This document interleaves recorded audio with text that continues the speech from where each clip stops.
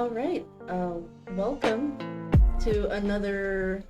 Well, this is like a guinea pig session because I'm testing out how strong the data will be when it comes to streaming. Because sometimes the Philippine ISPs are not really nice for this kinds of avenues of conversation online streaming. But we're making do. Thank you again for joining the another. I think it's the second episode for TTRPG Talk. I've actually been enjoying this segment. It was actually spearheaded. Well, it was just started on a whim. Like, hey, I'm gonna have a talk with Seth, and then in the chat there was a lot of people chatting up the TTRPGs that we're going to talk about. And I was like, hey, maybe I can do this every Monday. Get people to talk because I did do a podcast in Rolling in the Den talking about TTRPGs and the mechanics, and the general gist of how the game is more than just a game. I initially focused on game masters, how they roll about with things, and now we're actually going to be giving highlights and focuses on the actual TTRPG. Let me check first with my baboon if it was heard. The actual. Okay, good. Sorry, I just needed to do a mini quick check. But yeah. Yeah, please close the door. So yeah, if you guys are wondering, oh, there's two persona avatars on the desk today, in the virtual desk. Um, yes, I will be opening their line now. They can hear you now. So hi guys, welcome to the Monday stream. Hello. Thanks for having us. Hello. Thanks for having us. Okay. Wait, Christmas lights. Oh, my Christmas lights. Okay, come on, you can do it. It's Christmas lights, Christmas lights. Okay, now it's green. All right, it's just me eyeing the bit rate. Okay, finicky. Okay, it's green now. All right. Again, thank you guys for joining the stream. I know. I wish I could get a better circumstance with uh the internet situation, but I really wanted to continue this discussion because I was recently informed by I think our mutual friend, John, that he actually sent me this just this morning. Because like I was debating whether or not I actually do the stream today, and then World of Darkness decided to the Onyx Path publishing. Oh, we're gonna go virtual con, and I was just like, oh no. So it was a push. Like, okay, I'm definitely need to have this conversation today. It's like too good to pass up and talk with fellow um, World of Darkness peeps like you guys. So yeah, enough about me. Enough about the random circumstances. I'd like the stream to get to know about you guys. Um, we'll start first with Jay, because Jay and I actually had a talk before. Um, in the podcast, the previous podcast I mentioned. Um, I think it was episode 3. But yeah, for this stream, they're not yet familiar with you yet. So, TTRPG career. What games have you played? Games designed. Let's start with that. With you first, Jay. Then we'll get to Christy. Um, okay. Hi, everyone.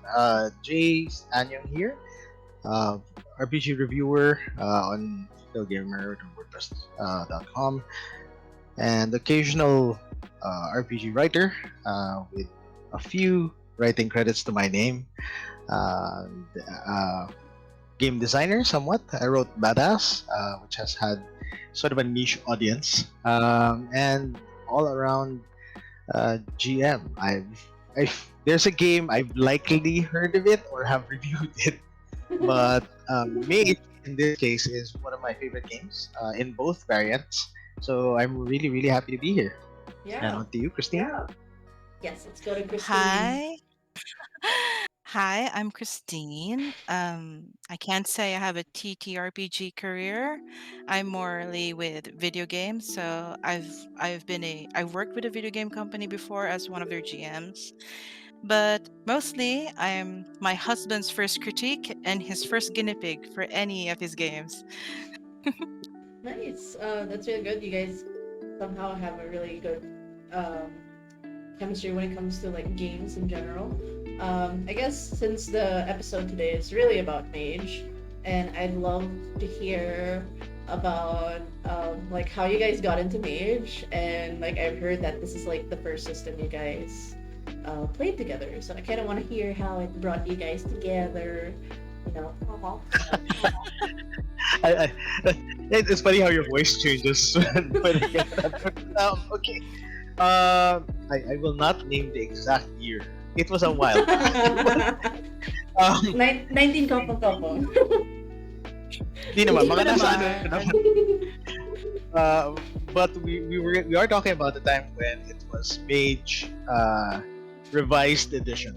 So Onyx didn't exist yet. It was still White Wolf, and I was in college at the time. Mage was one of the games that I really got into. There's so much of it that was very interesting to me, but I was trying to figure out like how do I get people to play this game? And aside from making references to the Matrix, my first public pitch for the game was one that's like, okay, let's just strip out a couple of the mechanics first and go with an anime inspired game. And I put it up in Yahoo groups of all places in an email. Yes, this is amazing technologies that no You longer mean the mailing list? Oh my Does god. even mailing does lists. anyone still remember that? All right. Yeah, yeah. So we were in a mailing list, and I sent out a general call like anyone interested in this. I wrote a fancy like script trailer for the game, and there were interested people, and among them was Christine. I was a I was a weeb back then. There's no other better way to describe it that my early 20s was basically weebdom. So Jay was pitching a Zero Paradox Mage game, which is more anime inspired. And anime was what drew me to TTRPGs in general because I found Aegis during a anime con. And that's how I got into the mailing list and where I saw Jay pitch the game. And, Ooh. I met him. We had chemistry. I stuck around mostly because I really, really liked him. That was dense as a rock. Oh, he was so dense. So Love. dense. Like Black Star level, level of dense. Failed his roles in awareness or alertness. Very, very much. And, that's where it all began. And that was like the very, very early 2000s. So I guess it's safe to say that you guys have been playing Mage for almost like 2 decades now, because it's 2021. It's safe to put it like that. Yes. 2 decades, and they're like in their 20th anniversary. The recent Mage system that came out. So Yes, it's been that long. Honestly, around the time when I was introduced to D&D, I found it a little too complicated. I was in a bad situation around that time. It was a very, very stressful time, and I wanted to play something that was um, less researchy. So I actually got into Mage that way, and it was easier for me to get into it because he was able to pitch it in such a way that I could easily relate to it using nice. what was popular around that time, which was anime. So Super, super nice. You guys got into this anime. I would love to hear more about the story of this anime campaign. It's going to be covered in one of our sections of the talk. But Jaden mentioned that he's a fan of two of the mage systems. So I guess it's. I'm just going to put the logos up here. Oh, okay. So the Mage has Ascension and Awakening. So could you like give like the key differences of these two, similarities, and what do people usually go to in terms of like playing Mage? Like more people tend to play Ascension, stuff like that, based on your observances. Well, Mage the Ascension was the original one from the World of Darkness, and it was more about the fight for reality, where people, well, the mages in general are out to try and inspire uh, change in and acceptance in certain types of beliefs in reality.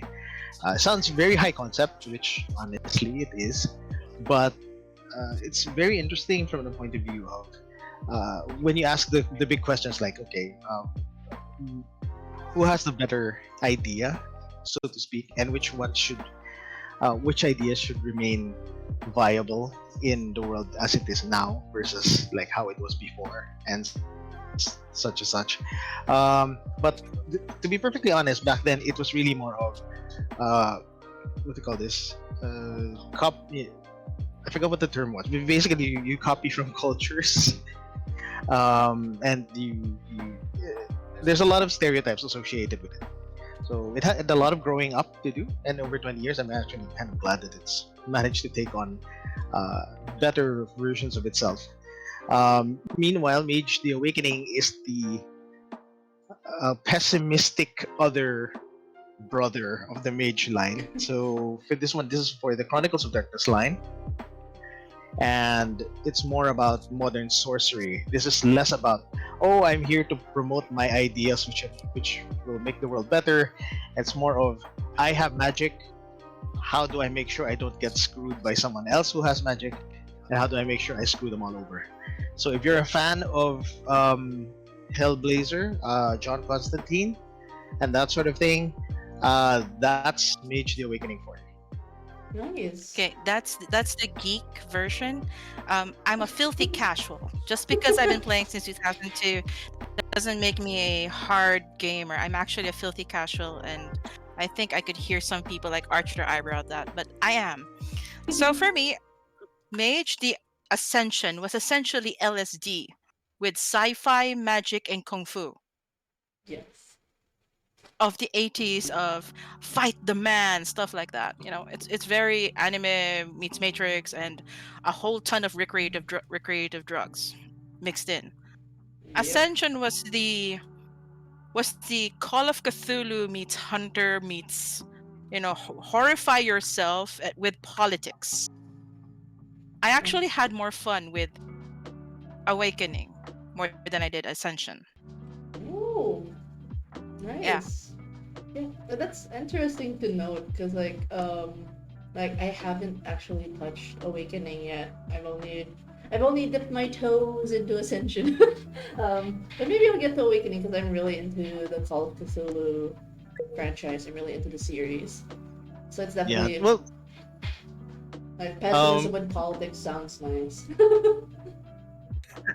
yeah, that works. I mean, you can always join us. We can run a short campaign. Yeah. Yeah, I probably will have that game coupon like, hey Jade, help me, like I want to try Awakening, run it for me if you can when we have the time. But yeah, thank you so much for that and sharing the differences with the two systems. Now we're gonna get into like it can't be helped for a game this long, um, and there are only a few systems that have hit the mainstream, like 5e, that there will be common misconceptions. I think all tabletop RPGs have gone through some sort of like some people have this perception on the game, so it'll be good to pick your brains on your takes on these misconceptions. So first misconception is that you guys mentioned that it's a high concept system. It's really like something that's not easily like accessible, like in terms of like, oh, fantasy, you get in there, fight the dragon, end of story. This one's more like dealing with beliefs, paradigms, and bending of reality and stuff. So the common misconception for mage is it's hard to get into. You need to get like you need to get into the lore, you need to go through the 600 plus pages before you even start. So what's your take on this, for both of you? Okay. I guess I'll go start. The two Go systems. first Now Yeah, because we're let the geek gonna get. first. yeah, yeah. I think what you're really going to be seeing here is like the GM point of view and then the player point of view. Yeah, that's I'm good. mostly the filthy casual point of view. Okay, so filthy casual, Casual. hardcore geek point of view, and the filthy casual point. Okay, so hard to get into. Not always. There are a lot of more accessible paradigms and such for Mage, and not every Mage game has to be a battle of philosophies. So to start, it could be something as simple as I know kung fu because X and Y, and I can do these things because I know a special kind of kung fu. And that's it. Um, and so that it's one of those things where everybody, it's just like learning how to swim.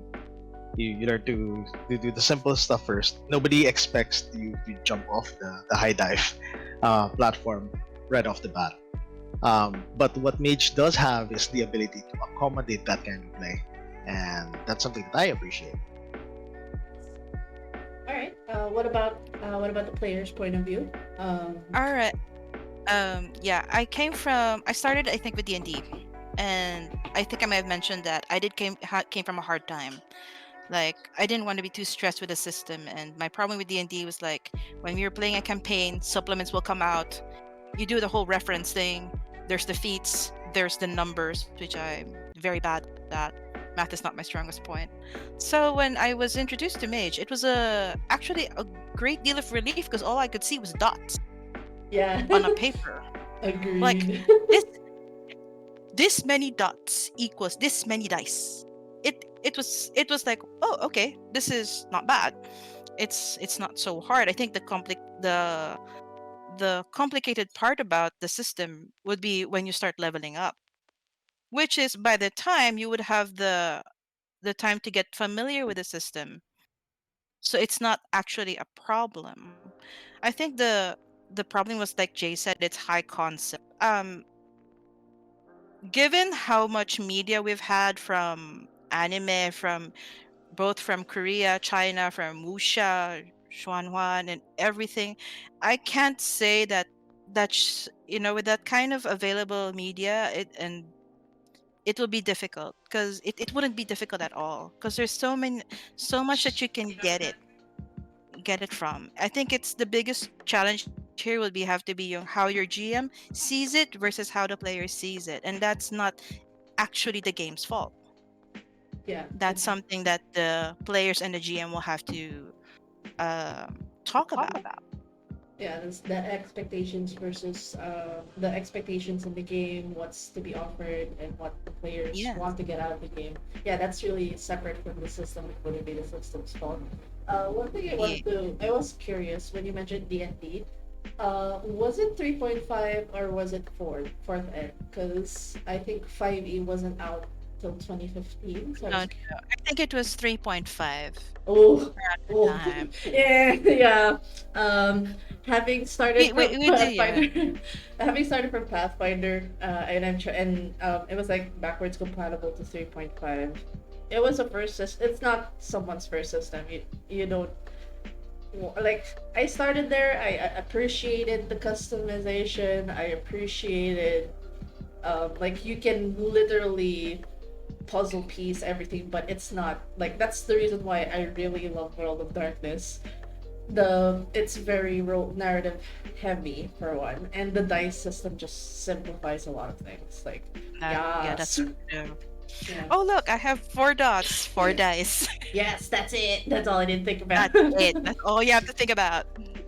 Yeah, so I totally agree. I like your points, and I guess this also encourages like some people that especially like they feel like that they have to read the books. Like sometimes it's also on the weight of the GM to create that world and make it accessible to the players. Oh, you don't have to read, you don't have to understand all the traditions before you get into it, kind of Yeah, thing. yeah, that's actually true because Jay didn't actually force me to read the massive books, and he didn't just like dump it in my lap. Say, please read all of this and come back to me with a character. Yeah, read. Like And like damn flashbacks. yeah, that's not gonna go well. Yeah. Nobody wants to do homework in a game. Yeah. So it Mm, it really helped that I had a GM who actually can is forgiving and is actually can make the game accessible. So yeah. I never saw Mage as difficult outside of the paradigm at first during the early 2000s because it did feel like out there. Like I have to read, oh, do I have to brush up on my philosophy course? Because that bored me. Yeah. But Oh, apparently I didn't have to. So, true, true. Like the paradigms, yeah. That even me, like until now, it's I've been playing Darkness, like Requiem and God Machine. Paradigms are very unique, and I'm still wrapping my head around it. But we'll definitely touch base on the paradigms in one of the sections later. Um, all right. so the next conception that we're dealing with is, I guess, this is also attached to some older games, and since the resurgence, I keep mentioning 5e because that's the gateway at the moment, and it opened the floodgates to people trying TTRPGs, which is great. There have been misconceptions that Mage is an elitist game, like it tends to be gatekeeping. Have you guys had any Oh, experiences of that, or how did you handle it? uh, I'd like to know from both of you. how about you go first, Jay? Okay. In terms of elitism, there's an intellectual elitism to it sometimes. When back in the days when, of the mailing list, there was a certain amount of elitism with regards to the arguments with regards to what constitutes if something is a what do you call this, a vulgar or a non-vulgar spell, and it there's this weird rabbit hole to it, and I think it's really the fault of the GMs that play it, myself included at the time, where you want to sound smarter than you really are. You get your kicks out of, oh, I'm playing this high concept game, so to speak, and in the end, it bites you in the ass because you're not making it accessible, and nobody will want to play it. So, good congratulations on your lonely life. Uh, so but thankfully there's been a change in all that, even in terms of like how Christine mentioned, everyone has some measure of understanding of one or two different spiritual systems already, because of our exposure to various media, and because of that, it's people have learned to become less, gatekeepy about this whole, no, you can only play if you know X amount of units of like sociology or something. Yeah. So yeah, Christine. All right. Gatekeeping and elitism. Oh, all right. I will blame youth for this because I'm not even going to make excuses for this, okay? Because around the time, people say that D&D was the kiddie games, right? Kiddie TTRPG because that's the gateway. That's where everyone starts with, and supposedly you should have moved away from that. So that was the kind of gatekeeping I experienced because I've met people who would actually look down on D&D and say, "Now, oh, this is just this is popcorn, and it's just too combatty." There was like the whole discussion about narrative versus combat and stuff like that, Yeah. and there was a lot of gatekeepiness about it because, like Jay said, it's you want to sound smarter than the other guy. And when you're in your early 20s, you really want to belong to that one part of that spectrum versus the tribal thinking, right? So I just want to be this part of the group that has the same kind of mind think. And I think that's just it's more of a youth thing of wanting to belong to something, and that's where I explain all the gatekeepiness comes from. Because eventually when you grow older, you'll realize that no, it's just a play style. It's not D&D's fault. It's not World of Darkness's fault. And Yeah. it's just really sometimes some people just have to have that need to belong to something. And sometimes part of that is looking down on the other side. And that's more common when you're much younger. That is true. And up until today, like even the TTRPGs, like even as early as 2015, that's very apparent. Even like the changes of edition, there's really like, the 4V side, the 3.5 side, and the 5E side. Oh Definitely yeah, it's yeah. Pathfinder 2. so true. Pathfinder So real. Yeah, and there's also Pathfinder 2. Like it's very prominent. Like it's not limited. Like for me, gatekeeping is really an issue in terms of like TTRPGs, whether like even before and even till now. Even the play style in 5e, like the thing you mentioned, narrative versus combat, that's still Yeah. being like some people butt heads over that still. But yeah, it is like I do agree. Like when you get older, it's just like like I want to play it just because like it's fun. You don't want to think about Yeah, the it's like the group thing. It is a exactly. Yeah. culture. The culture there would be some people who would push the culture that combat, this is the way to play it. But over time, you kind of just want to get people to try out the thing you want to try, like the thing you're playing. You want to have people to try it out, and people should just be open-minded that there will be changes, there will be stuff, there will be new additions, and yeah, I do agree that there's that we can't avoid it. I think in most hobbies it really can't be avoided. But I guess my follow-up question to this is, how do you guys handle these kinds of gatekeeping? Like, how did you guys handle it in your experiences? Also, hello, Ice Cream Beam. Thank you for joining the stream. Thank you for following. I appreciate you. Um, yeah, I know your D&D caters to the base desire of winning against an opponent. True, true. It's like, you beat the BBEG, you smack him down, how do you get the last kill kind of thing.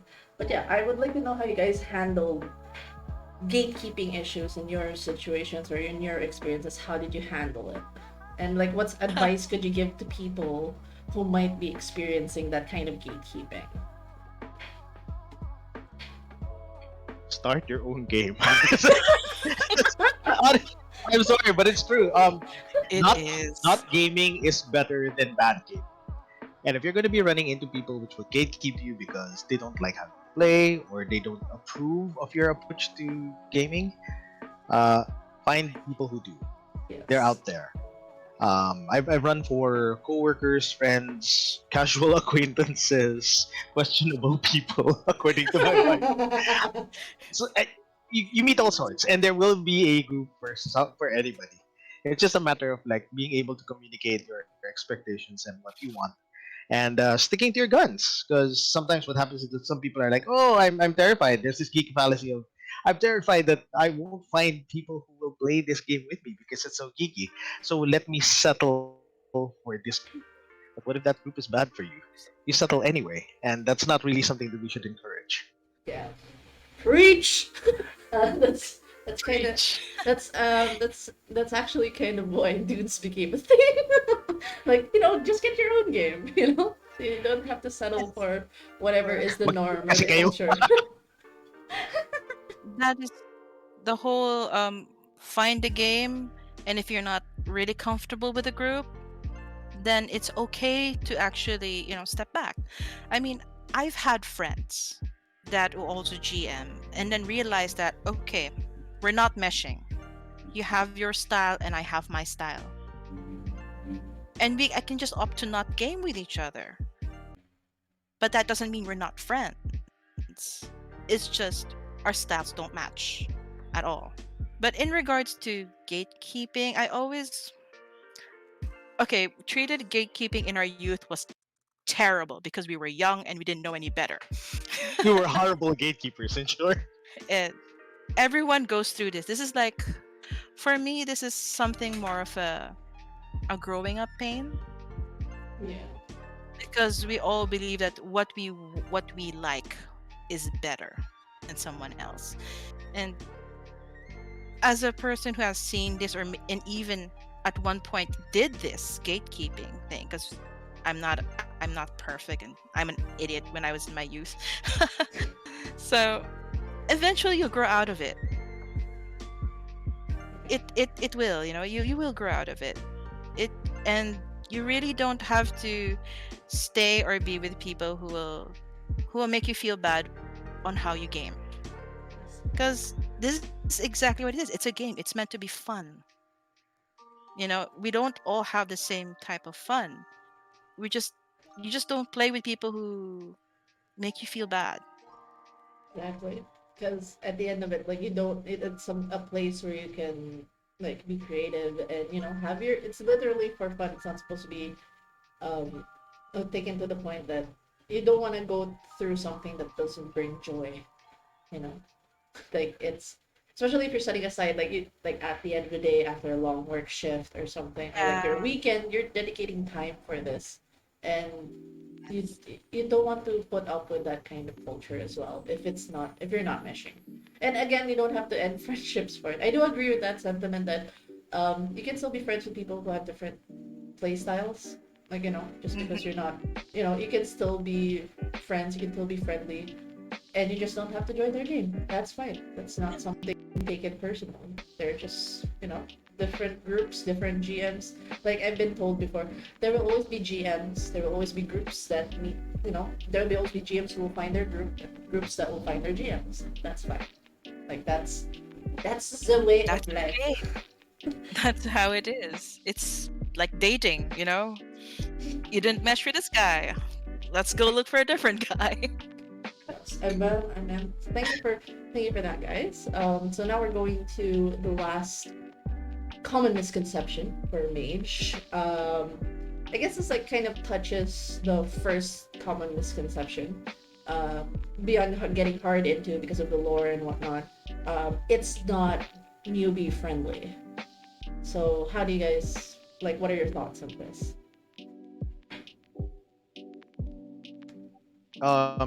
I would like to thank Harry Potter for existing.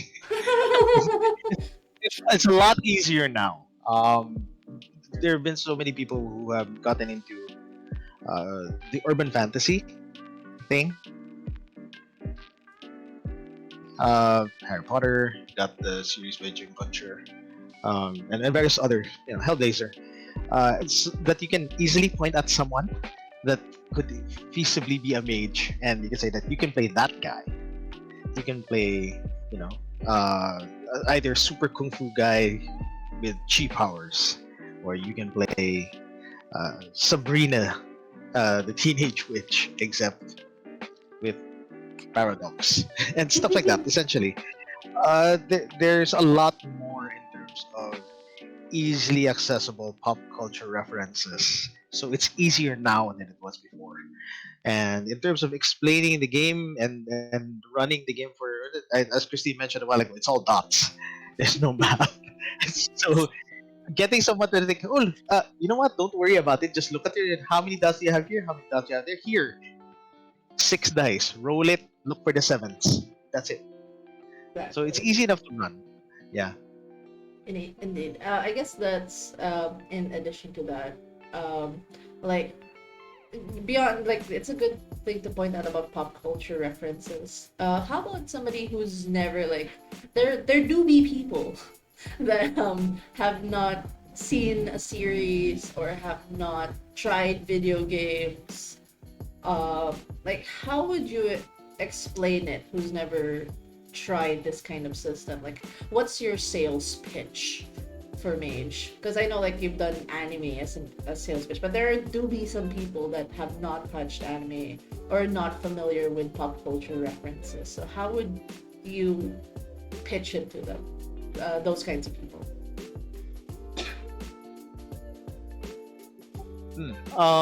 My pitch for those would be Mage is about playing. Mage is about playing a kind of person who wants something to change in the world so bad that he can actually make it happen with his mind, uh, and is therefore accountable to everything that happens after that. But in essence, it's that it's the ultimate in wish fulfillment, and the fun comes in basically following through on what happens next. Yes. Nice. What about Or, you, Christine? Like, so you got into it ooh, through anime. Like, would you actually say oh that yeah. it's newbie friendly? Like, it's something you easily picked up even if you haven't touched Mage before. Was it easy for you to like get Oh into it? yeah. definitely it was much easier for me to get into compared to D&D, which is funny in that way, because considering I was in the gaming and I was working for a gaming company. I guess around that time, I wasn't really too impressed much with Ascension because it was a little too trippy, but it was fun. Yeah. It was easier to get into because it's literally dots. I didn't have to roll for my stats. That was actually one of my biggest misgivings before with D&D. It was like you have to roll for your stats. I'm like, why? Right. So, but here's like here are dots. You put these dots in this parts. You choose where they go, and that will tell you what kind of what your kind of character you're gonna get. They're like, okay, that was easy enough. Making the character was pretty intuitive. It's much intuitive. The fluff part would be the paradigm and everything else, but as someone who probably wasn't into like anime and stuff like that, I usually ask like, what books do you read? Like it's usually the question like, do you read like horror? Do you read like um what do they like to watch? And sometimes you pick what when they say like, oh, I used to like watch like kung fu movies, like, oh, okay, I remember watching them as a kid, and like you go from there. That's how I would normally do it as a player to another, like a relative, like my mom was not a geek, but she loved vampire lore a lot. Ooh. So that was how I actually had to explain why I was disappearing for hours at a time on a Saturday. Like, what are you Yeah. doing? Where are you going? So, oh, I was like doing role playing, like, and the way I had to explain it to her was I had to look for like what are the things that she liked, and then I went from there. Yeah. Because I think everyone would have an exposure to something that they've read as a kid, the stories of their youth. Even my yaya could actually relate more to Mage because she was the one who taught me about all the yung mga talks about the aswang, yung mga you know cultural supernatural stuff. Yeah. Cool. Cool. Like I guess it's just an additional question I wanted to throw in now that we're talking about uh parents into the conversation. Yeah, it is very hard, especially if you're like still a student, college student, or like a high school student. Yeah, like just justifying why you were gone for how Like, many hours a day. yeah, there would be times like our sessions would end at 1 a.m. and they're like, what? Where have you been? And I'm just like, oh, I've just been in the computer cafe and Skype, pretending to be pretending to be this Don Corleone for like 4 to 5 hours. Out, out of curiosity, like I guess it's good that we're putting middle ground, and this is like an off topic question. What clan does your mom like in the vampire system? What? Oh, she was like me. She actually liked the La Sombra. Ooh, the Summer Gang, Shadow Yes, People. but she had a fondness for the medieval, Yeah, Ooh. the that's why it was the Dark Ages vampire that the she Dark created. Ages vampire. That was in her bookshelf for the longest time because she actually loved reading it. And I think that's how I was able to justify disappearing for hours at time. Because telling her that we're role playing is like, and you could actually see her eyebrows go up, and I had to say no, it's an interactive storytelling. Yeah, I remember. I Yeah, remember. interactive storytelling with a bunch of friends, and we talk about situations in which we talk out our actions, and then we say, oh, all right, yeah, that's you can go, you can do it, like. Like therapy. Yeah, that's true. I've actually had experiences, very positive experiences naman. Because I used to run physical tables. Outside of the online sphere, I was really doing physical tables. And there would literally be a parent sitting beside me, observing like what's Oh, happening. really? Yeah, because it's like I've learned not to be terrified about that because they really want to understand what their kids doing. And I've actually ran games for like 8-year-olds, 10-year-olds, Oh, Yeah, and it's really it's fulfilling because like the kid would sit beside you and they would poke you. I want to do this. I want to do this. And you're just like, okay, all right, I'll take note of what you're doing, but for now, let your brother do his scene first. No, I want to do this. I want to throw a dynamite in the carriage. And I'm like, all right, let's throw the dynamite in the carriage. And you know, they're really supportive parents once they get the gist that oh, they're actually interacting with actual people that are not crazy, and they buy the dice sets, the books. It's insane. So I guess like yeah, it's important as well to have that conversation with the parents like this, like they're the definition of newbies because they don't understand the scene. But if you show that it's fairly fine, this is a social that's yeah. thing. It's like it's very funny as well because It's they very trust reassuring to you. them. Yeah, they start trusting Yep. you. They give you their phone numbers, and then they're like, "Oh, is my kid there?" And like, "Yeah, we're playing game." And then, it's interesting when parents get involved and when they get very supportive. So yeah, it's good. Like for me, TTRPGs are like very unique in a sense because like if it's a video game, even if they're like in a phone call with somebody, they don't get it. But if they see like people together, it's like, oh, okay, that's fine. Like that's more acceptable for some reason. I don't understand. But anyways, The funny thing is that we're actually on the flip side of this because Christine and I do have James. He's like turning 7 at the end of the year, and yes. on our end we're like, okay, so he's playing video games now, but we don't want to force him into TTRPGs because he might think it's uncool. No, like no, it's show like you should bring him to the dark side this early. Teach the young. I'm kidding. But yeah. We don't know. We'll see. We'll see. Because sometimes, I've tried it with some board games, and then I get this impression that he's like, "Oh no, Dad's dragging me to do board games." I guess yeah, the one struggle I've had in terms of the demographic for kids, 5-year-olds, their attention span is insane. Like they can't sit for an hour doing something. They just say, "Can we just go straight to the bad guy now?" No, no, there's a scene happening. But I can walk over there. No, you don't have enough squares and no, but can I walk over they just kind of just want to do stuff. They can't wait for other people to take their Yeah. turns. So that's the Yeah. difficult age is 5 to 7. But 8-year-olds Yeah. above, they're fine. Hyperactive, but they're fine. From experience. So yeah, it's I guess Yeah. they have to be Guess- really interested in it. Yeah. Yeah. Once he shows interest, it's like, hello, welcome to the world. We shall Yeah, see well, you in. leaving. I should just leave my books and dice around here somewhere where he can find them. Yeah, and then like if his friends start to play it, that'll be cool as well. Yeah. So I guess going back now to Mage, I guess this is more getting into what got you guys attracted to Mage. In terms of the gameplay, what mechanics in the system are your favorites? Like, yeah, this is what actually sold me into playing this game. What are the specific mechanics in it that drew you in? You can name your top 3, top 5, or whichever mechanics. Yeah. Christine, you want to go first on this one? Mm. Er. You want me to go ahead? Yeah, go ahead first, because I'm trying to remember. Oh, It's been a while. Oh my gosh. It's okay. Oh, hey, Seth. Okay. Thanks, Seth, for yeah. dropping by in the stream. He's here to represent the Order of Reason. Boo.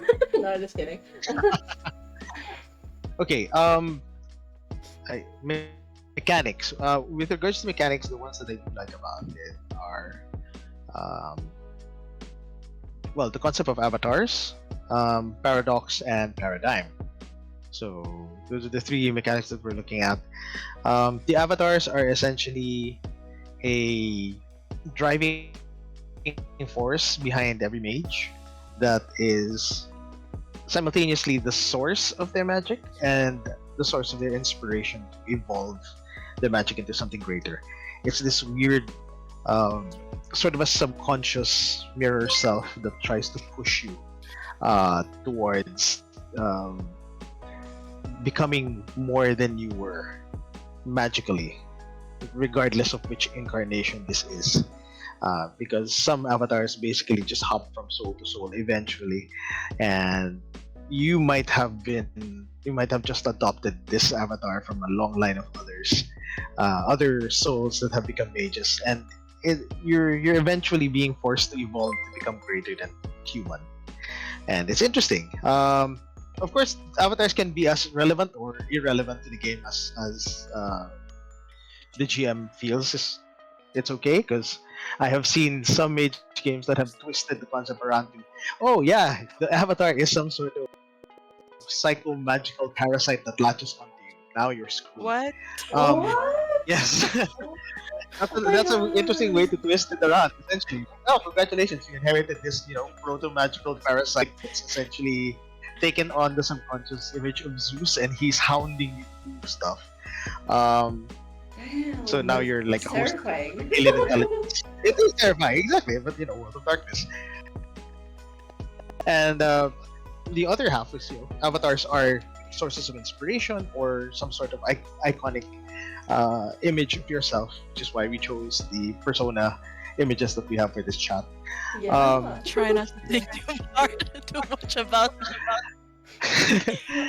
Oh, uh, by the way, thank you, Seth and Flupe for subscribing. I appreciate you guys. Oh my goodness, thank you for subscribing. Sorry, I just have to insert that. Thank you guys. Little bits and things like that goes a long way for these kinds of conversations. Productions and whatnot. But yeah, continue on the avatars. Yeah, you actually chose Persona 2 characters for what you've told me. yeah, only because we don't like the Persona 3 onwards, but that's a different discussion. Oh, that's a good conversation for what Yeah, Persona 2. talk about that next time. My heart, my heart. Isa-isa lang, isa-isa. Okay. Pick what I picked, Paradox.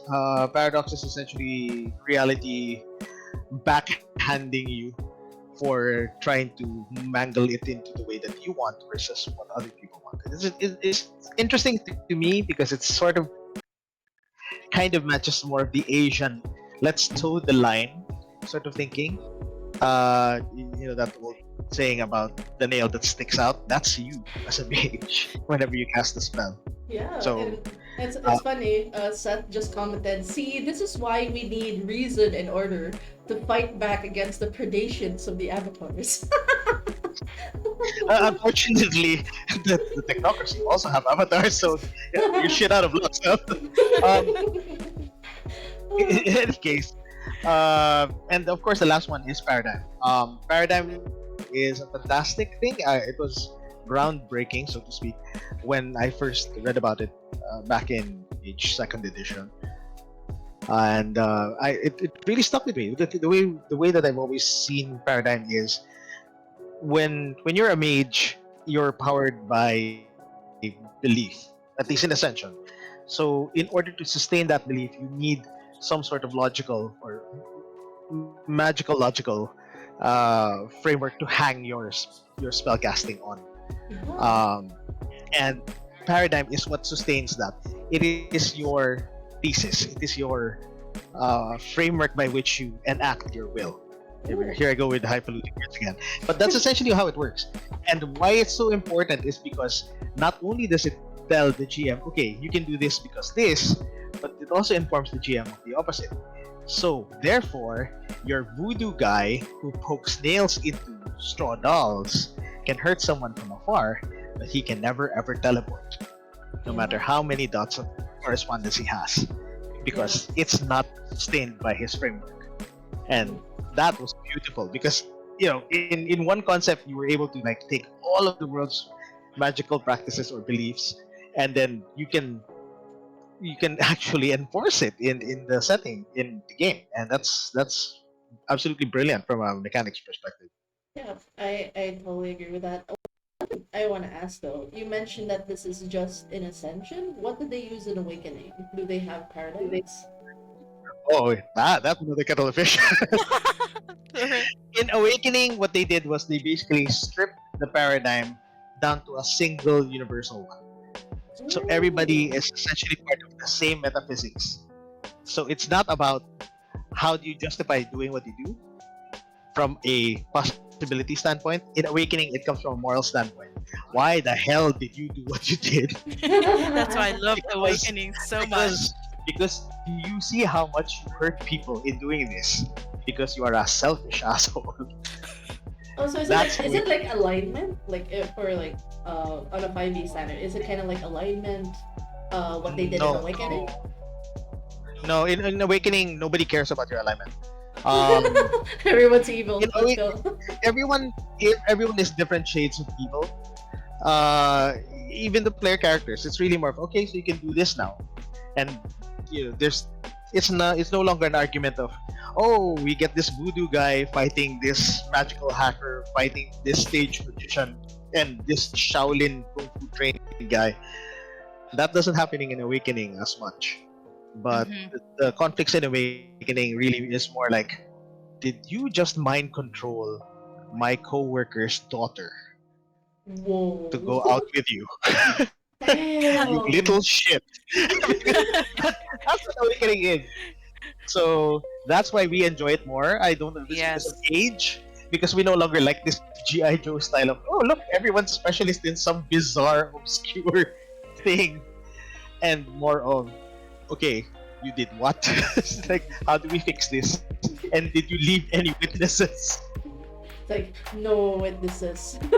Oh, that's actually interesting that they simplified it in Awakening. Does that mean that Awakening came out after like Ascension? Because Ascension, or Yeah, did they? it Yes. Did came they? out after God Machine Chronicle rebooted.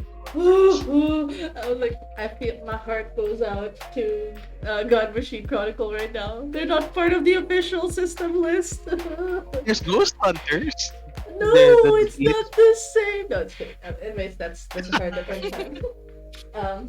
Um, Ice Cream Beam said, Awakening highlights your mortality. Phenomenal cosmic power, itty bitty living space. absolutely. Yes.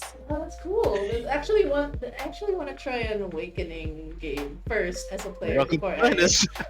I will hop in and be like, hey, I'm gonna try this. Because I'm really curious. Like, I'm all about consequences, and like every I action completely has a see you. consequence.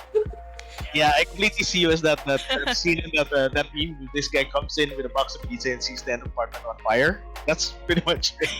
Yeah, it'd just be like, I wonder what happens to like the universe just looks down on you, and be like, son, son, you're gonna be dead for that kind of thing. I really like those systems that, because it tendency of 5e is that even if you do something heinous, it's for heroism and stuff like that. The collateral damage you do to a town, or you know, the effects of you being a hero isn't really as emphasized, and it's like a unless it's like really put in by the GM that oh you killed someone's breadwinner or something like that. It's not really instilled, but with I like systems that instill the consequence of actions. So I think that's why I really am drawn to World of Darkness because they do have that. Like what you Yeah. do will do something to you and your character. But yeah. I guess this goes to Christine now. What mechanics do you like in Oh, well, Mage?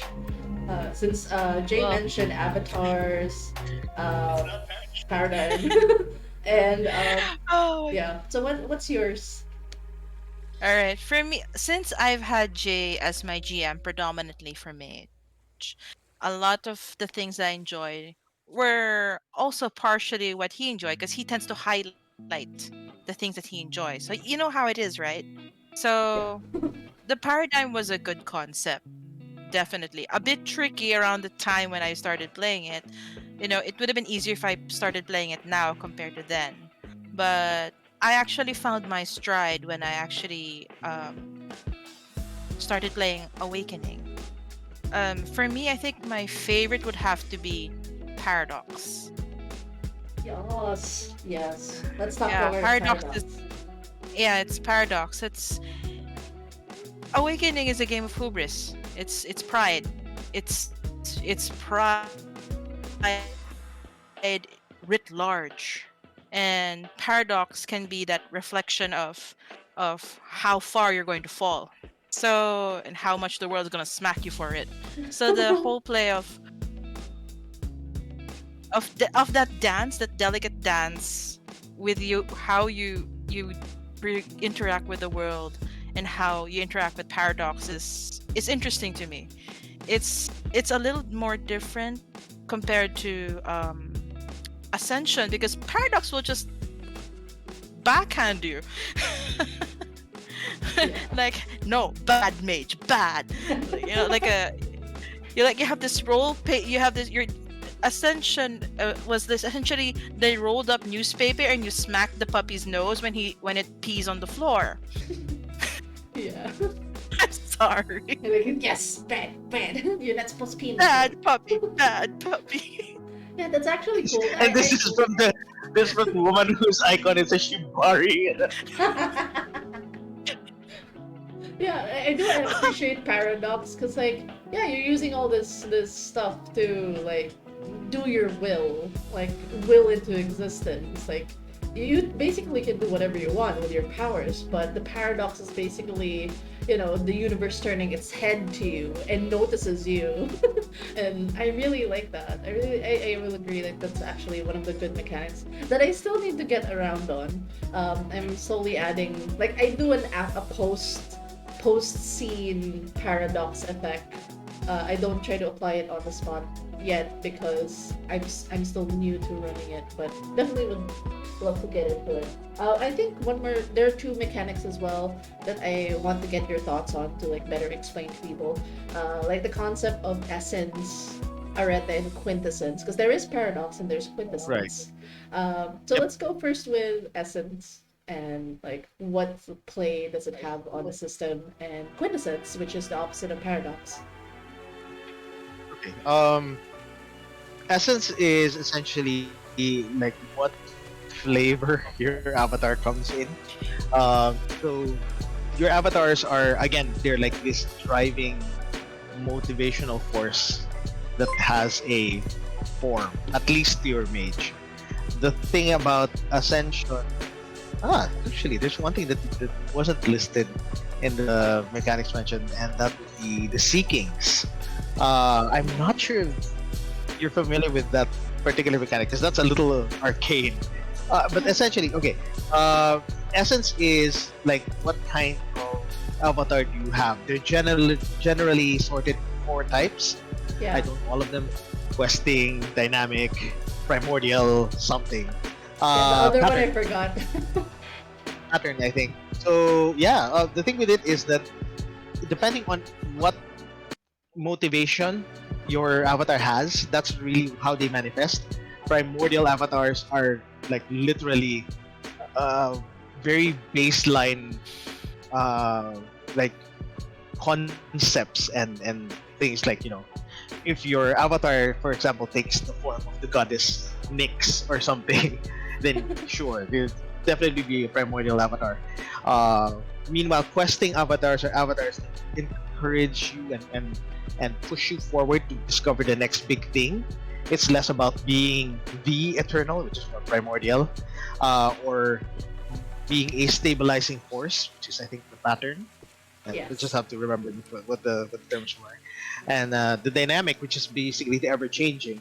So that's really it's part of the how avatars are created, and when you build a character, you basically define what kind of avatar, what kind of like uber ego is pushing your mage Yeah. forward. Yeah, I kind Um, of like just with my run in the campaign. I think there's only one person that I allowed to turn into primordial because of their storyline. Everybody went under questing because like they were fairly new. They're trying to find their own way in the landas of things.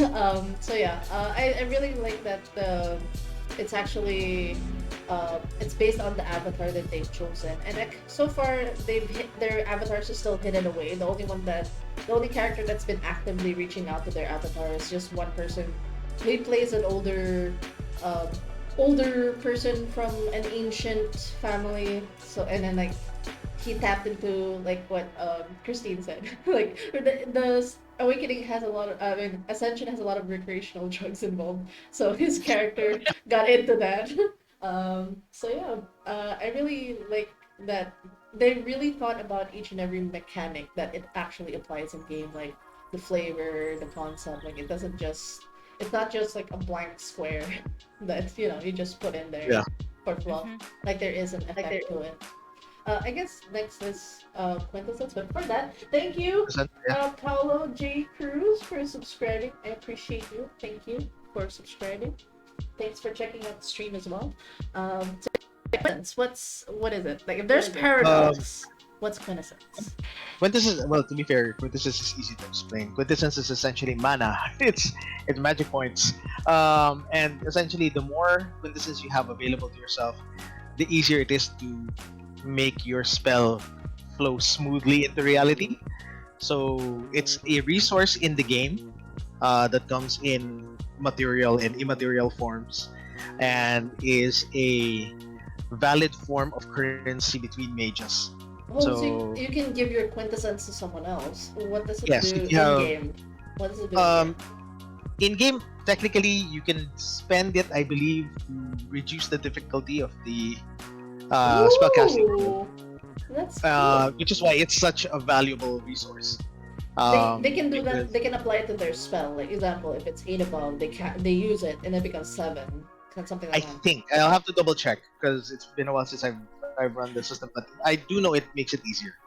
Um, the other thing is you can also use it to offset paradox. So if your pattern is already holding certain points of paradox, you can spend quintessence to smooth it out. So Oh. it nullifies paradox. Yeah, because I haven't Uh, really tapped. I wanted to use that in later games. Like I'm just letting them build up their paradox right now. Like that's just me. Build your paradox. Go do your thing. And then we'll talk about the quintessence later. But yeah, yeah, yeah, that's good to know. Cause like I couldn't wrap my hand around it. Because I just let them cast. Like I let them do their, like if they want to tap into their spheres, use it as often. And then I just yeah, add the paradox. I didn't get to use quintessence much, but it's good to know that it actually helps with the difficulty, and like removes the paradox points.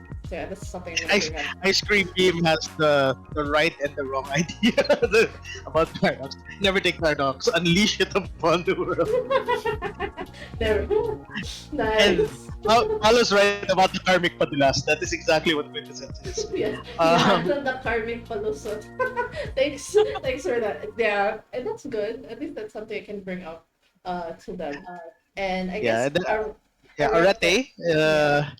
Arete is the mechanically it's your level. Um, the more arete you have, the stronger your mages, the more capable you are at Yeah. spellcasting. Um, in game, arete is it's more of a measure of your enlightenment, Yeah. because the more arete you have later on, you can start divesting yourself of tools. Yeah, I'm So just your curious how instruments, they got the word arete. Is that is it Latin? Because it feels so out of place from all the English words. yeah. Well, to be fair, the World of Darkness was infamous for using Yeah, very rare words for because its games. yeah, So yeah, I guess like when I read about arete it, is like Latin. yeah, enlightenment and stuff. It's like where did they find this word? It's like it's really Yeah, they, curious. yeah, they dug around. I guess I believe it's Greek for excellence. Oh, cool. Yeah, because I was just like English words and then arete. What? Yeah, I don't Greek, but yeah. So the good thing about it is like the more arete you have, the more your mage becomes aware that hey, it's actually not my paradigm itself that's making things possible. It's me, which is Yeah. why you're enabled to let go of your instruments. But Yeah. and it also makes it so that when you are holding an instrument, then it's a bonus. So it's useful still, because even if you're really good at it, you'd rather not be without your tools. Yeah, that's true. And I guess also the thing with I like the concept that the power comes from within. Like that's the thing. Back then, I really wasn't into mage because I felt like it was just it's just people who wants to feel OP and just do whatever the fuck they want. But then, now that I understood it, like when I got to play it, it's like okay, there's a lot more in depth like storytelling. Like this is people who found powers from within and trying to make sense of it in the world. So yeah, I really like how they really came up with this. Like whoever came up with this game design was really awesome to just throw off these concepts into the void.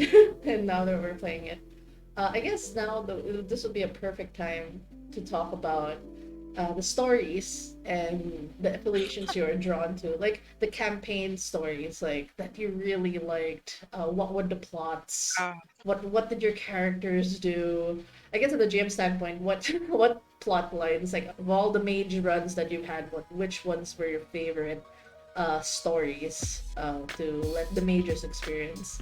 But I'd like to hear the story from the player standpoint, like what was the campaign story that you really liked?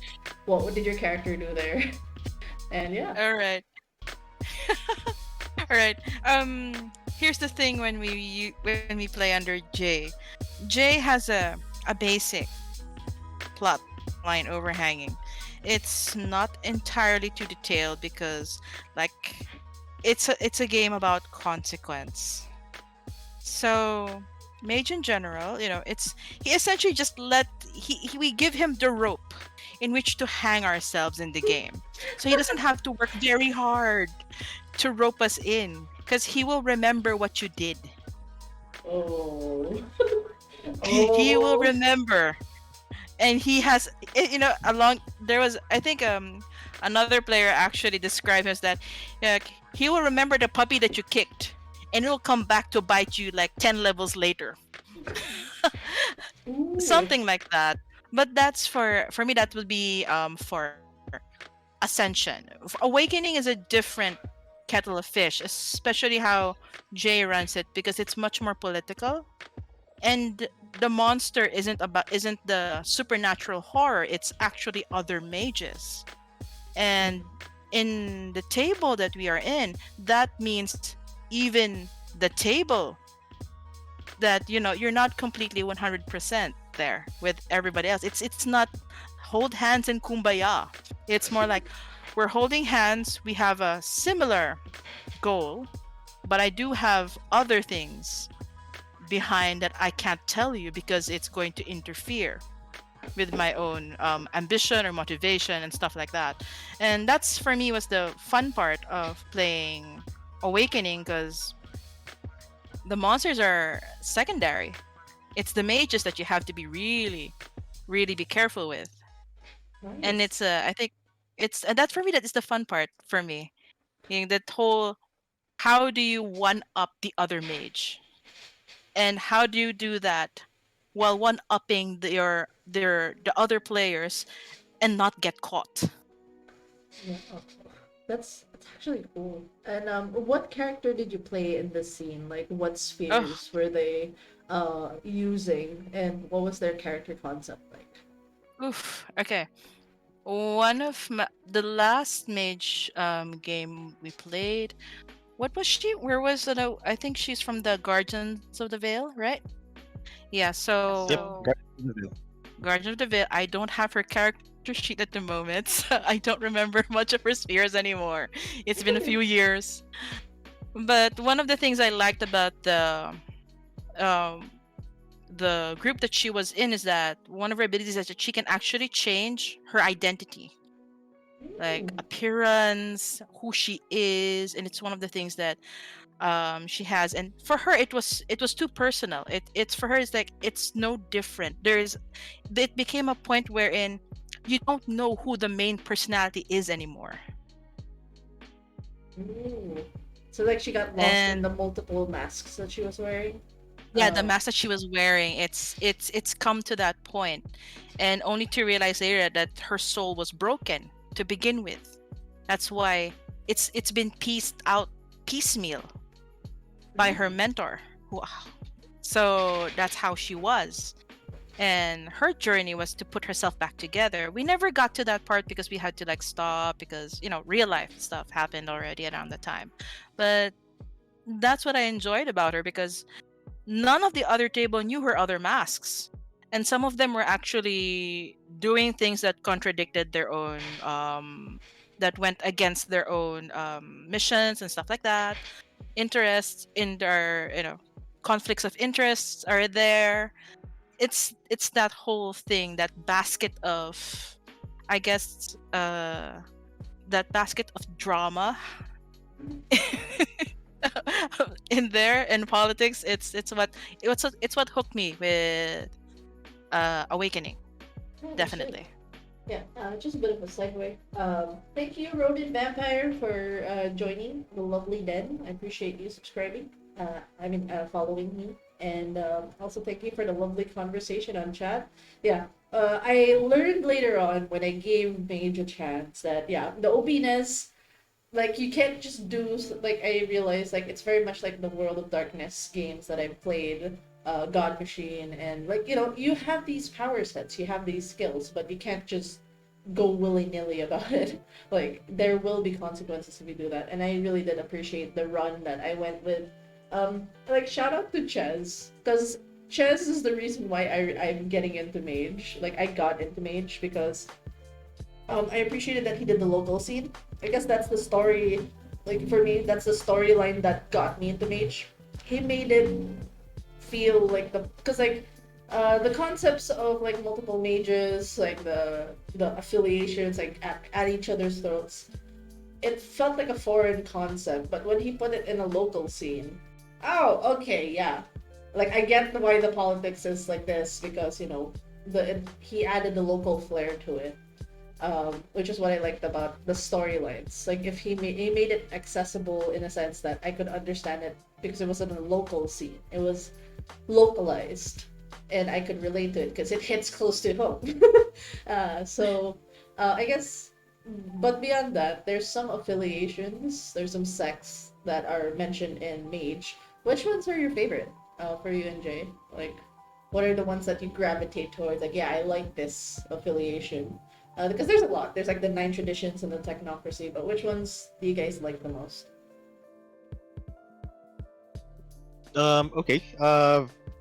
For me, the ones that I enjoyed the most would be the New World Order for the technocracy, uh, because they are essentially sociology and psychology writ large. Um, their hearts are in the right place. It's just a matter of getting through the bureaucracy. Yeah, but that's it's true. a fun character concept.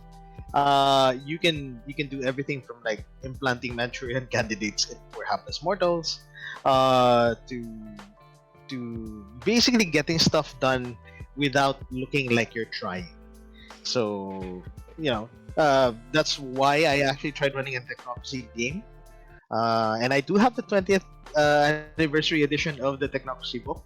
I don't, Nice. it's something in the docket. Probably not soon, but it is in the. Yeah. Okay. Yeah, technocracy, let's go, Satsan. Oh yeah, one more thing I forgot to ask as well to Jay, because you've been running. I don't know how many games, how many mage games you've ran.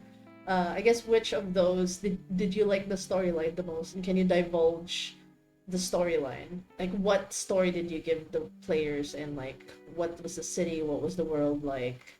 What was your favorite in all the games that you ran? I guess in terms of, well, I'm gonna cheat you because I'm going to go for Mage the Awakening for this one. Mhm. Um, in terms of just the memorable uh, game that I've run, this one is set in Boston, um, and uh, essentially it uses the Boston setting from Mage the Awakening. And apparently, what was the special about it is that you had something upwards to, like, 13 or so different cabals of mages in Boston, and they're specifically keyed to be an absolutely broken society of mages. They're horrible, each and every one of them, and And Boston and so it's a pressure cooker situation. And honestly, I really didn't expect that when I ran it, it would take the form that it did. But ultimately, the result of it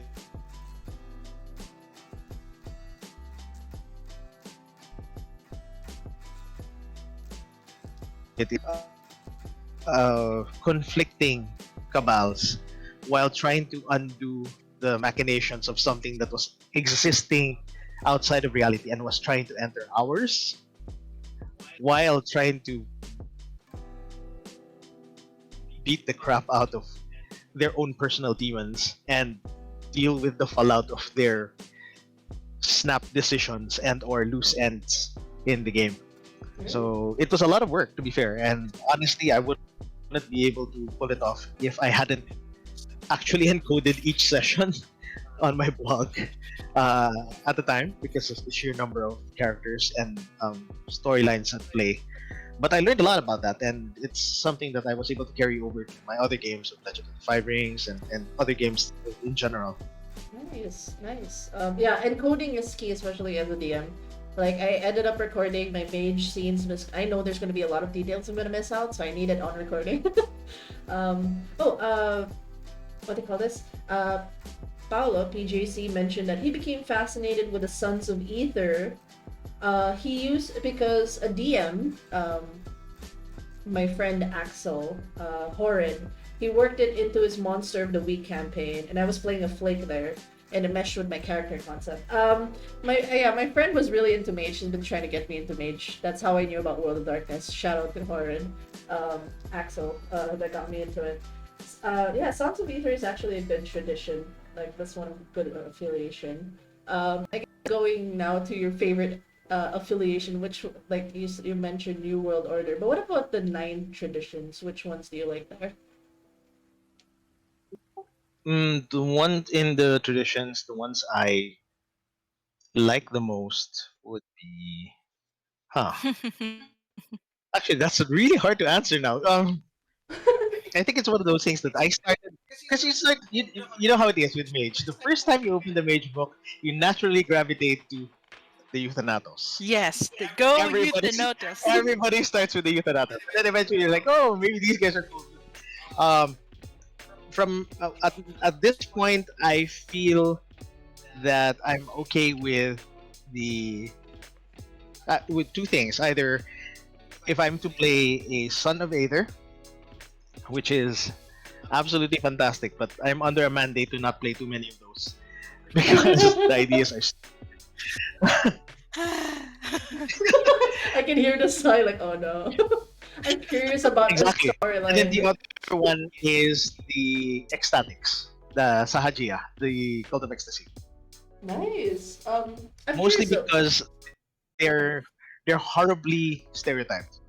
But if you look at it from their actual paradigm of experience is magic, basically experience sensation and the willingness to open yourself to new things is the source of magic in the world, then you can actually open it to all sorts of things. I can literally play. I am this incredibly helpful gym bro, and he will still count as a cult of ecstasy.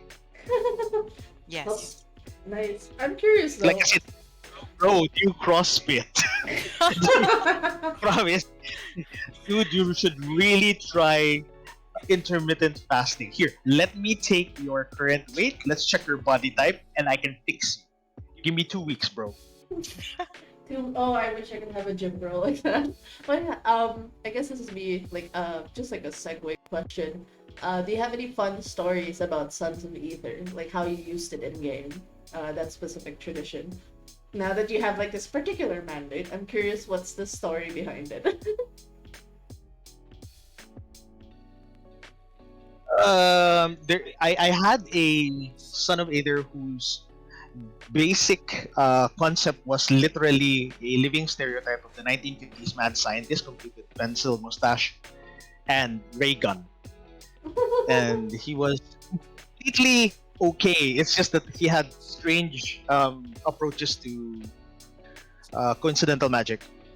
Ooh, cool, cool. The whole, let me take, and observe. I will take this mouse and send it forward in time for 2 seconds. He turns on a beam, holds it down for 2 seconds. Eventually, he can get things done, but it's a bit of a pain for other players to live through. So that's why. Okay, all right. But now I'll just go for the new version of Son of Vader, which is everything that you see in life hacks is true, even the ones that aren't. Oh God. All right. That Um, 5 minute crafts, I can make it work. my technocrat heart hurts. Oh. all right. Thanks for that. Yeah, mages can get really, really whack, and like I'm enjoying what the kids have come up with. The kids that I'm playing with, the Lendas game. Yeah. It's like I don't mind the chaos with it, and I'm still learning how it goes. I haven't seen a Sons of Ether yet, but that's a good thing to keep a note of. So I guess now that we've been praising a lot of the mage, I guess this is a segment, like it has a lot of pros, it has a lot of fun stories, experiences. Now, what do you think could be improved about mage? They've been releasing a lot of and they've released the 20th anniversary edition, they've released Awakening. I'm not sure they had like an update like V5, like they didn't get that kind of overhaul.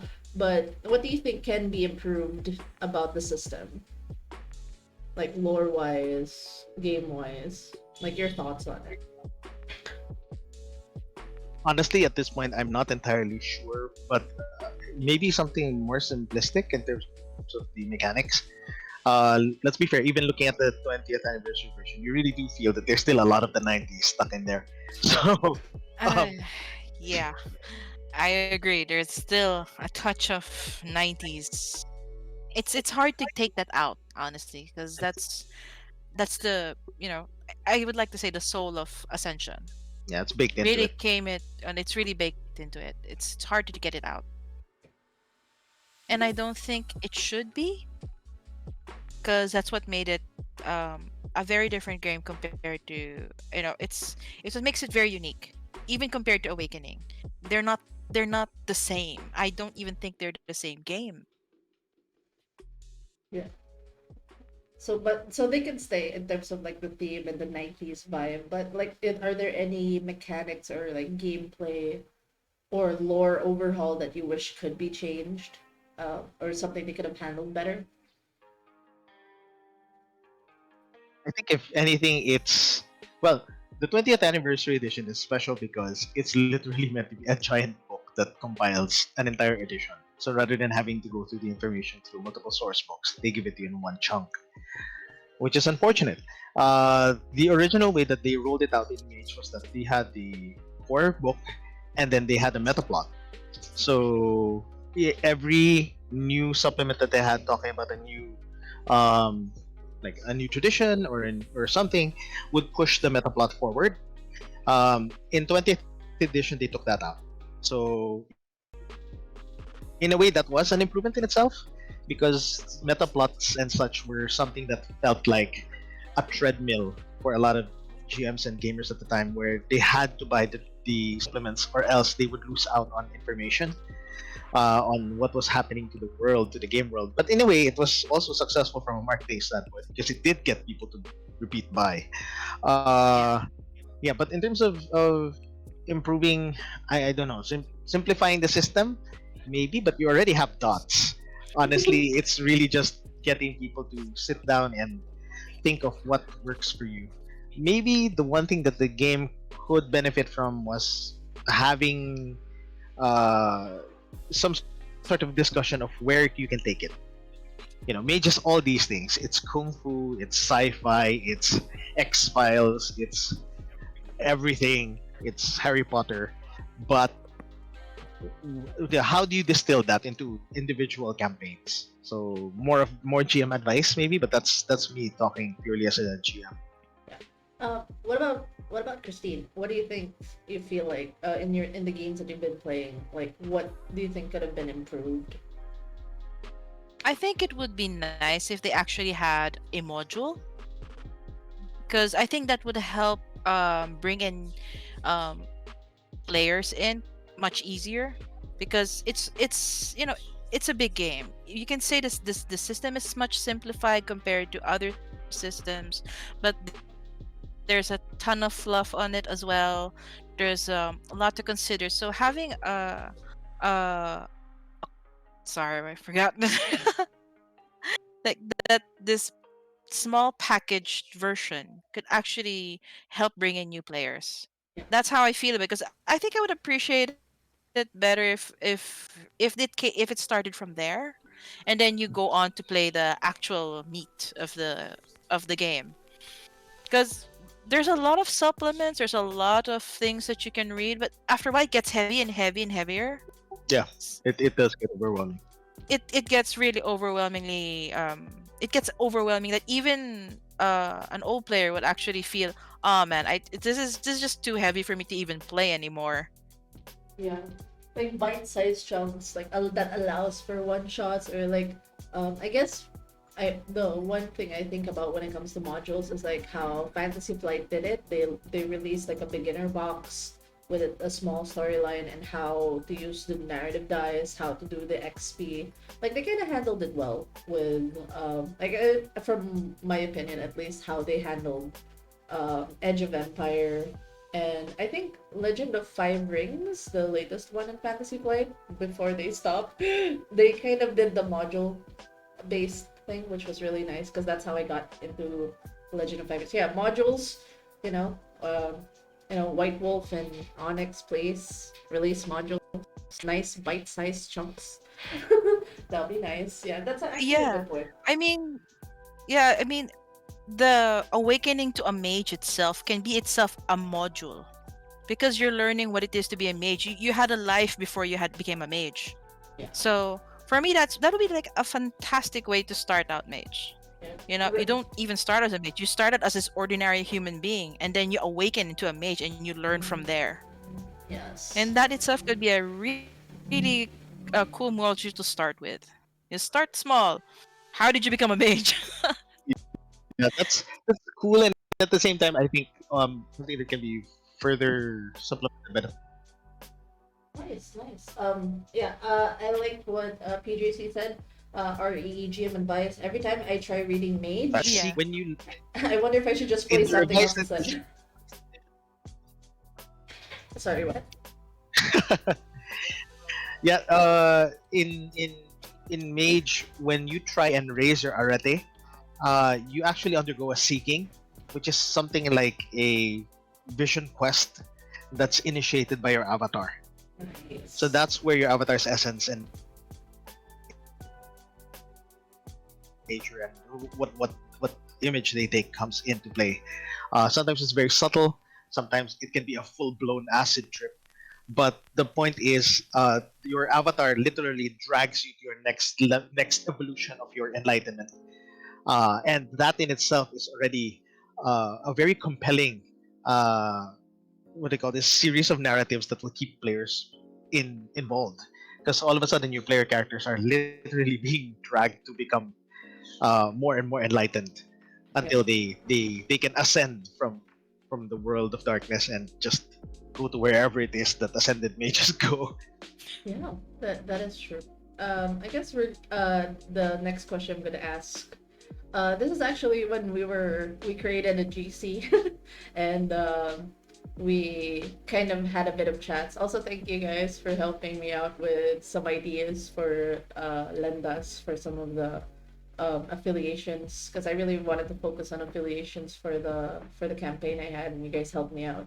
One of the things that you guys brought up uh, was that Mage broke you, and I kind of wanted to know, how did Mage break you in that sense? Um, like, like, Ugh. how did it break you? Yeah, I think this one was specifically from Christine. Which one? No, this was the one where you the way that you guys play games never recovered after the World of Darkness.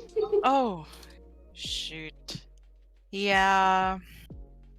Like, how, what Um. changed? Like, after you played it, like, in a sense, like it's like without terrifying the future players, it's like, how did it change like your mindset when it comes to games? What was that particular situation? or experience that made you think like, ah, now I'm gonna be more careful about this next time, kind of thing. So I was curious I about. think it's because yeah, Mage was is will it very much encourages both from the GMs and the players that what you do has you have agency, period. There's no sacred cow character or event in there. It's like, no, you do something will happen. Hmm, yeah. Sorry. The I was checking on. A lot of the stuff that player, it's very it's because I don't feel this when I play D&D or even some of the other games I've played before, like Hero, even Exalted sometimes,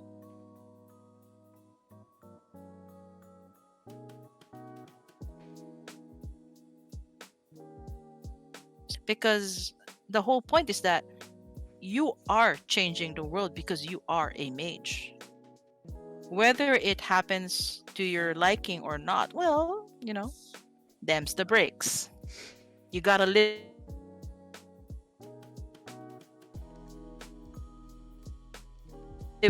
That was a big deal because I have experience, playing in games where whatever you did didn't really change anything. Yeah, it's a theme park ride.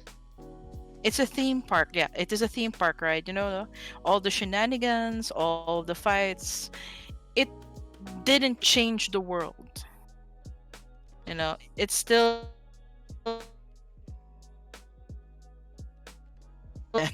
no matter what you do.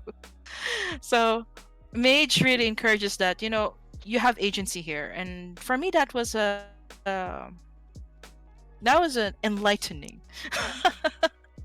So that, I guess, in rather than break a character, but if there were instances in the game where you have to be careful, they didn't happen to me. It was more like watching the other people. It's more like a table thing, like, shit, what did you do?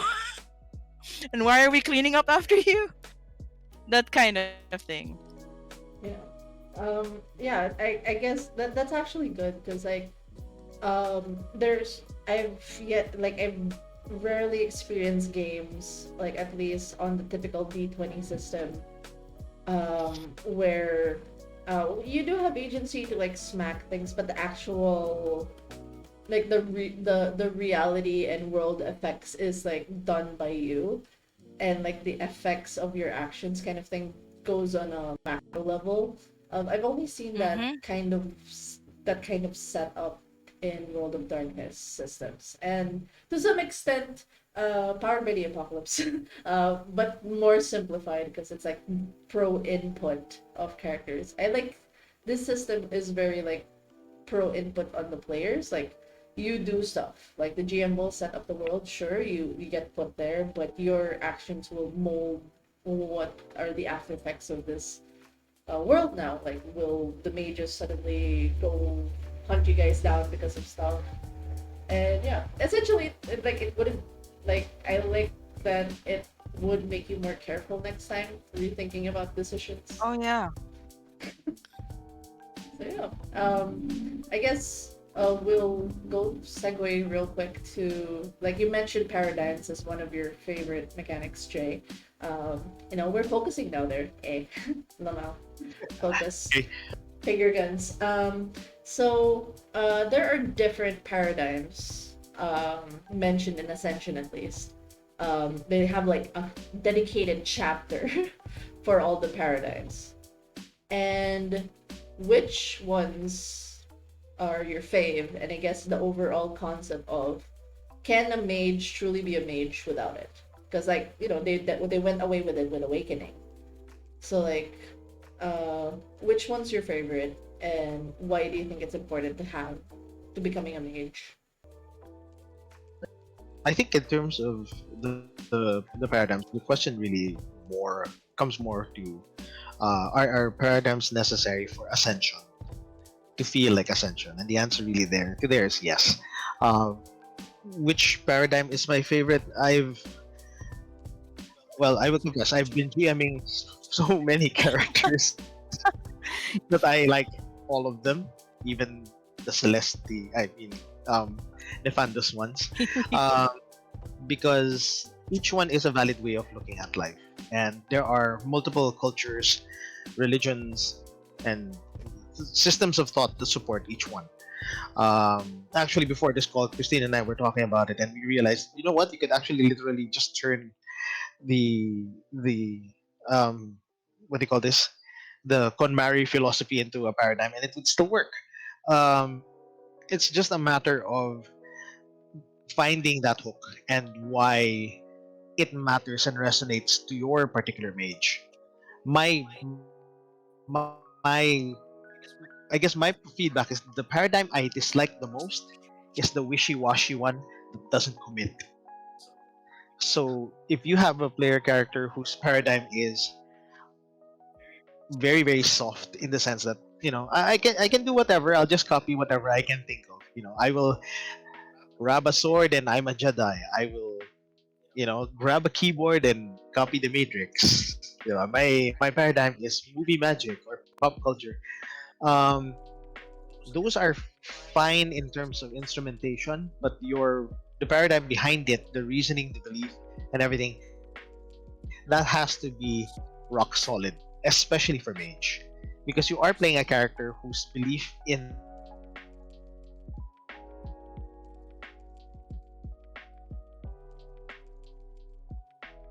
that what you want to do one of those things where I spend an entire session on, because there's this entire uh, weight towards what can you do and what can't you do.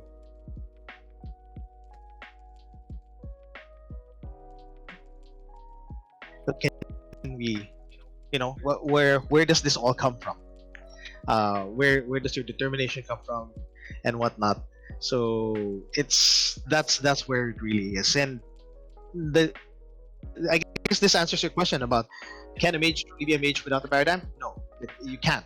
You're you're just another sheep, I guess.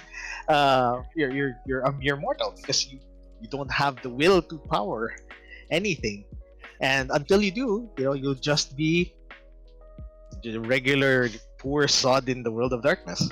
Yeah. So Yeah. I do like the concept that like what Ice Cream Bean said, like you willed something so hard it happened. Like I like that Mage uses like that kind of mechanic to use the magic for. Um and I like that, like it reflects like a human side of things, that we all have our own belief systems, and that's kind of like where we kind of draw our goals, why we think the way we think because of those beliefs. And I do like that. I do like that mechanic. So like out of those, I did get to hear, sorry, there's like a bit of chop. Like what paradigm did you pick that was your fave? I didn't get to hear that one real quick. So uh, which one of those was I, I that spoke to you?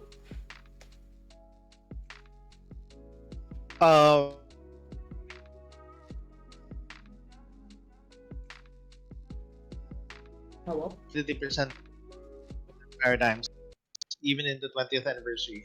That was the first time that they actually made a list. For Yeah. the first three editions of Mage, it was really it Yeah, was more it was freeform. very freeform. You define your paradigm, so it wasn't from a list. So on my end, it's really as long as your paradigm isn't some sort of wishy-washy one that you can flip flop on, we're fine. But I don't really have a particular fave. Oh yeah. What about Christine? Do you have any paradigm you like from either from a list or something you created as a character? Like your character had Huh. a belief system that you liked. Um, okay. It kind of resonated with you in a sense. Um, Not that I could recall really, because it's been several games, and Ascension wasn't exact. It was a fun game, but it wasn't exactly my cup of tea. So I didn't really get into the paradigm much because, like Jay said, the paradigm was essentially you setting the expectation of what I can and can't do, even though which is contradictory to what a mage is, because I can do anything I want because I will it. Yeah. Your paradigm pretty much puts this up and say, no, you can't because you don't believe it like this. Yeah. That is true. Yeah. I So mean, yeah. that's cool. At least the like I like the concept that they do kind of put a limit to, like, if you don't, like, in a sense, like, if you don't believe in God, God doesn't exist in your character. So it doesn't make sense that they suddenly believe in a God unless there's a character developed they actually need a God or something. So Eh. those kinds of things. Um, yeah. Plus, Uh, they didn't make the technocracy a playable character until recently. So yeah. Oh, one thing that I just want to bring up PJC's comment. That's why Mage works in a Pinoy setting, because having agency is such a gratifying wish fulfillment, and seeing how your actions have a tangible story effect on the setting. Yeah, I think that's actually why I like the local scene. Have you guys ever tried making like a game in the local scene, or like Yeah, or ooh, I, we did. yeah, that's a different story altogether. But that's another example of a group not gelling from a player side. But Yeah. I did try running. It was not bad, and honestly, there's a lot of Filipino stuff that you can draw on for for inspiration for Mage, and it's even more fun because people are more likely to be superstitious. So you can get away with a lot more stuff here. Yeah. yeah. I did agree, like, in a sense that I wouldn't have gotten, like I said earlier, I wouldn't have gotten into Mage if it didn't have a local flair to it. Like the Chez's Manila Mages really, it's kind of what made me do Landas at this point in time. And I do like the affiliations that you made, like the ideas that came out, that I actually got to use. Like the full Long, I introduced that to the players. Um, and Richard Yap is Yinshi. uh, well, I got away with that one. But yeah, um, I guess in the as we're ending the stream, shut up. Um, like, final takeaways and final thoughts on, like, what would you impart to people when they try their hand on Mage, or when they're getting to the system. Like, what would you encourage? What do you wish to tell people when they're curious about wanting to try the system? Uh, what are your takeaways as we end this episode? Whew, takeaways. Have fun with it. Go to town because you won't know your limits until you actually push yourself. Because there was a time, Mage is easily that game of paranoia where you get scared to go beyond what you want because of paradox or because of the technocracy riding your ass and stuff like that. But no, go for it, do it, because you won't learn until you push yourself. I mean, it took me several years before I actually enjoyed Mage that way, because a lot of us are like paranoid freaks. We overthink too much. Sometimes you just have to take that risk and go with it. Yes. Yeah, that's awesome. Yeah, That's yeah. I think that's something I'd like to encourage too, even from the GM chair. When it comes to Mage, don't be afraid and commit.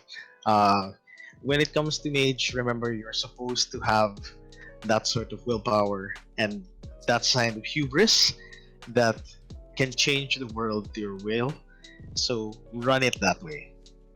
Commit like a person who knows they can never be wrong. Uh, and play it that way because it's honestly, Christine and I were talking about it, and the first phrase that came to mind was actually from Magic School Bus. You know, Yes, exactly. Magic take School Bus. chances, make mistakes, get It's messy. messy. That's literally the only thing that we can ask for a World of Darkness game, whether it's vampire, werewolf, or mage, or whatever else. When you play this game, it's not like D&D. Take chances. Be sure to watch out for loose ends, but ultimately, the fun in the game comes from the drama that's caused by your actions. ooh. So if you're going to be the type that sits back and just waits for the GM to entertain you by throwing some sort of third party concern that you can and cannot engage emotionally because it's not really your character's thing, then there's something wrong. If everything is external, then yeah, that's a bit of an issue because you're not playing to the game's strengths. Awesome, awesome. Yeah, I think that's one of the key things. That's why, when I introduce World of Darkness, I encourage people, like, they usually ask for pre-gens, and I'm like, that as much as I want to give a pre-gen, I want you to create your own concept. I want you to get to know your character, get to know their, like, the ins and outs of their minds. I don't want to impose that. It's something that, your character, like, you would know your character would go out of their way to do that.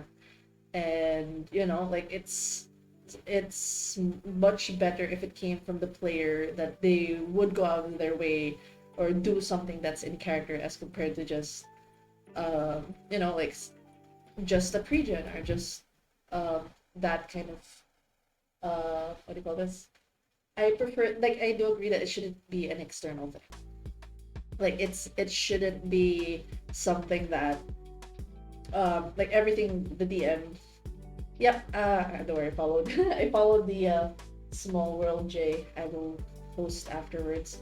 But I guess those are good takeaways, that they should, like, at the core of it, they should enjoy Mage. They shouldn't like, think too much on it, in terms of, like, oh, I have to learn a bunch of lore, or I have to get into this headspace. Play a character that you feel comfortable with playing, and go through the character development of that character, and enjoy it with the people around the table when you unfold the story. So yeah, I guess a few more things before we end stream. The link, philgamer.wordpress.com, that is Jay's blog. What did you cover recently in your blog? I'm currently going through a review series for Modifius's Octum Cthulhu. Actum And just recently Cthulhu. concluded. Nice. Yep. All right. And are you currently running any games recently? Are you running another Mage game? Are you running a Mage Awakening soon? So I can join. I'm currently running a Legend of the Five Rings game. And I will soon be running a game of Exalted. But I'm certainly putting an Awakening game in the docket, so it's something to look forward to. I'll let you know as soon as I have it up and running. Nice, nice. I would really love to join one of your games. Like, I realize I haven't Join really... us, join us. Yes, I want to join Awakening. I wanna try my... I really want to Come try play it with first. us. Let me join. Like, if the Join skits, us. if the Join skits us to the permit, dark side. we have cookies. But yeah, again, thank you so much for the time discussing Oh yeah, okay. Mage. Son of Badass. It's in layout. Paolo, thanks for asking. Son of Badass is in layout right now. So, yeah. Pandemic slowed things down, but I am looking to get it out this year. Awesome, awesome. And yeah, check out Son of Badass, and check out his blog. He's covering Actum. What is Christine up to? What do you got planned? You got anything going? For me right now, I'm mostly just trying to get my feet wet back into gaming. So it's more of streaming for Division 2 with my husband. So, or Nice. since there's not a much of content at the moment, we might be doing some streams for other games. Yep, you can find us at Co-op Couple. That's co-op couple on Couple. Facebook. Yes, I'm right now. My OBS is slow, so I can't post the links at the moment. I wish I could, but I will definitely plug you guys over the next few streams. Definitely check out their page. Really fun content. Like, especially, I like that you guys get to play an FPS that my eyes don't. Like, my eyes doesn't suffer too much on. So really cool stuff. Check them out. Again, thank you for joining TDRPG Talks, despite the tech issues. We managed to push through with it. And I'd always glad to be here. Yeah, thank you so much for having us. yes, and I look forward to more people trying out Mage. I look forward to joining you guys in a potential Awakening game Yes. in the future. And Join us. yes, You join always have to the use the Resort World Manila. Join us. But yeah, for now, we're gonna peacefully end the stream, and thank you, Paulo, for the suggestion. We'll definitely raid Small World J. I just followed him so I can properly Well, host him. Again, thank you guys. Next TTRPG talk. Um, Oh, the Anyang should stream control. Like, if ever it gets to the point, like, I'm down to, like, because I also do streams, like, I stream TTRPGs here on Twitch as well. Check out tomorrow. I have Star Wars Edge of Empire. This is the Way with Seth at 11. And next week, Monday, TTRPG Talks. Seth will be back at the desk. He'll be occupying the desk, and we are going to be talking about V5. We definitely needed a dedicated episode for that because there's just I realized we talked a lot of V5 that wasn't covered fully in our previous talk, so I did definitely wanted to cover that and give Seth a chance to try to win me over with V5 because I'm not really that sold yet with V5. I have played it, but my heart will always be in Requiem. But yeah. Again, thank you guys for joining the stream. Again, thank you, Christine and Jay. You guys have been very awesome people to talk to. And again, thank you for helping me with the lore with Landa's campaign. I definitely have recordings of it, but it's not.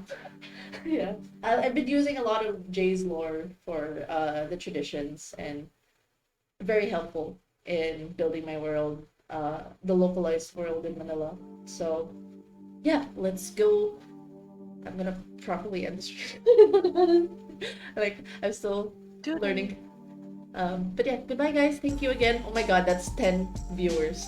That's a lot. Wait, I only saw the viewer count.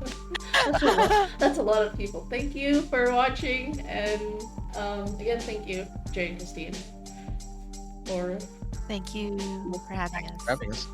right. And see you guys in the next TTRPG talk. We're heading now to Small World J. If slowly. There you go.